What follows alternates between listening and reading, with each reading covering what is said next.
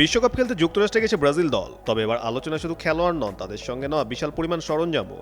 জানা গেছে কার্লো আনচেলত্তির দল প্রায় 10 টন লাগেজ নিয়ে বিশ্বকাপ মিশনে নেমেছে, যা 2022 কাতার বিশ্বকাপের তুলনায় প্রায় দ্বিগুণ। এবার নিউ জার্সি, ফিলাডেলফিয়া ও মায়ামিতে ম্যাচ থাকায় ব্রাজিল বাড়তি প্রস্তুতি নিয়ে গেছে। শুধু অনুশীলনের জন্যই রয়েছে দুটি আলাদা কিটস, একটি নাইকি ও অন্যটি জর্ডানের। সবচেয়ে চমকপ্রদ বিষয় হলো দলের সঙ্গে নেওয়া হয়েছে অত্যাধুনিক চিকিৎসা সরঞ্জাম, লেজার, আল্ট্রাসাউন্ড, শকওয়েভ থেরাপি সহ নানা ফিজিওথেরাপি যন্ত্রপাতি দিয়ে প্রতিটি হোটেলেই অস্থায়ী চিকিৎসা কেন্দ্র তৈরি করবে ব্রাজিল। দলের ফিজিওলজিস্ট গুইলহের্মে পাসোস এটিকে ভ্রাম্যমাণ অ্যাম্বুলেন্স সেবার সঙ্গেও তুলনা করেছেন। খেলোয়াড়, কোচিং স্টাফ, চিকিৎসক, নিরাপত্তা কর্মী ও কর্মকর্তা সহ ব্রাজিলের বিশ্বকাপ বহরে রয়েছেন মোট 91 জন। আগামী 6 জুন মিশরের বিপক্ষে প্রস্তুতি ম্যাচ খেলবে সেলেসাওরা। এরপর 13 জুন মোরক্কোর বিপক্ষে ম্যাচ দিয়ে শুরু হবে তাদের বিশ্বকাপ অভিযান। 24 বছরের শিরোপা খরা কাটিয়ে ষষ্ঠ বিশ্বকাপ জয়ের স্বপ্ন নিয়ে মাঠে নামছে 5 বারের বিশ্ব চ্যাম্পিয়নরা।